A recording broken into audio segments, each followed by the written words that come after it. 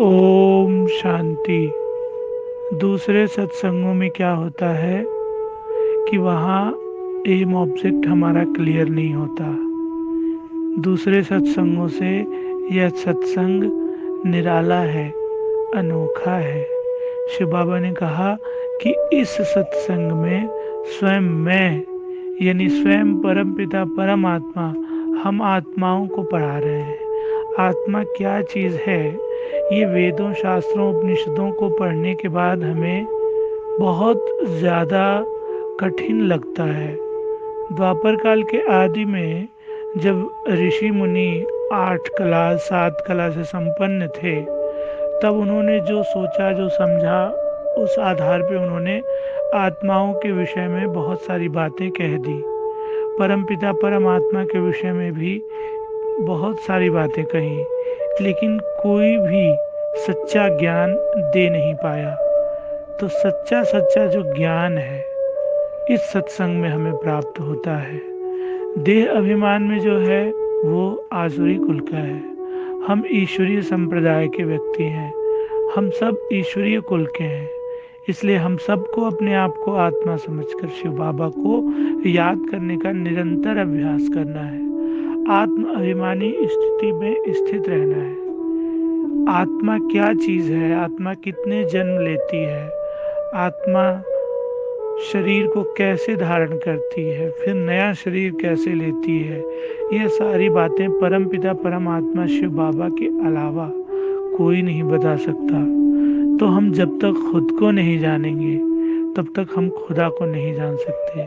इसलिए खुदा पर और खुद पर भरोसा रखकर हमें अपना आहार विहार व्यवहार विचार को बदलना है और संस्कारों को श्रेष्ठ बनाना है, नई दुनिया में जाने लायक बनाना है। तमो प्रधान से हमें सतो प्रधान बनना है, और हम बनेंगे तो हमें देख दूसरे खुद ब खुद बनेंगे। इसलिए सच्चा सच्चा ज्ञान शिव बाबा से लेकर आत्मा रूपी कौड़ी को हीरे तुल्य बनाना है। तो आज हम पुरुषार्थ करेंगे फरिश्ता बनने का। देना कर्तव्य है हमारा, लेना कर्तव्य नहीं है। हमें समस्या स्वरूप नहीं बनना है, समाधान स्वरूप बनना है। और समाधान यही है कि हम स्वयं की चेकिंग करके स्वयं में बदलाव लाएं, बदले की भावना न रखें। हम बदलेंगे तो जग बदलेगा, हम सुधरेंगे तो जग सुधरेगा। तो हमारे अंदर जब परिवर्तन आने लगेगा, सचमुच का परिवर्तन, हम थोड़ा सा परिवर्तन करने के बाद परिणाम पर ध्यान देने लगते हैं, हम शिक्षा देने लगते हैं, हम बताना शुरू कर देते हैं, ये नहीं ये करना चाहिए, इस चीज़ को ऐसे कीजिए।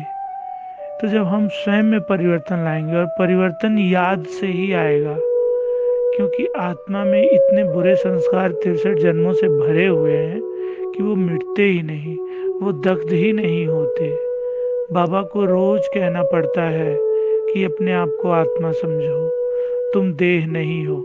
इतनी छोटी सी बात इतनी सहज तरीके से यदि हम समझ जाते तो उस परम पिता परम आत्मा को आप सोचिए, रोज मुरली के माध्यम से ये बात क्यों कहनी पड़ती है। तो यानी हमने 63 जन्मों की जो यात्रा की है, उसमें शरीर का जो संस्कार है, देह अभिमान का जो संस्कार है, वो कूट कूट कर भरा हुआ है। तो उससे अपने आप को कैसे मुक्त करें, अपने आप को आत्मा कैसे समझें, और परम पिता परमात्मा को याद कैसे करें, यही पढ़ाई रोज बाबा किसी न किसी माध्यम से, किसी न किसी उदाहरण के माध्यम से वो हमें बता रहे हैं, समझा रहे हैं। तो बाप के संग का रंग चढ़ जाए, हमारा जो रंग है वो बाप के रंग में मिल जाए, तब हमारा जीवन सफल हो सकता है। ओम शांति।